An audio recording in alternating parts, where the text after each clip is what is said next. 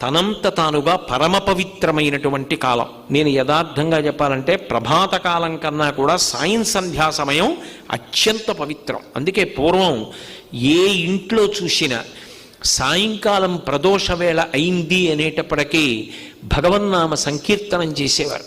నాకు బాగా జ్ఞాపకం, మా చిన్నతనంలో సాయంకాలం అయ్యేటప్పటికీ మా అమ్మమ్మగారు స్నానం చేసి వచ్చి కూర్చుని ఆవు పాలు కచ్చిక, ఆవు పేడతో చేసిన పిడక కాల్చిన కచ్చిక అక్కడ పెట్టుకొని పాలల్లో చేయి ముంచి కచ్చిక ఇలా ఇలా అని ఒత్తులు చేస్తూ ఏదో సాంబ సదా శివ సాంబ సదా శివ సాంబ సదా శివ సాంబ శివ అని రాత్రి 7:30-8 గంటల వరకు పాట పాడుతూనే ఉండేది.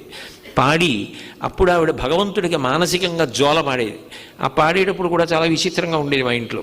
మరి అమ్మమ్మ గారు కదా అదో జోలంతా పాడేసిన తర్వాత ఇవటూరి వారింట బాలకోమార్తెవై బంగారు పువ్వులా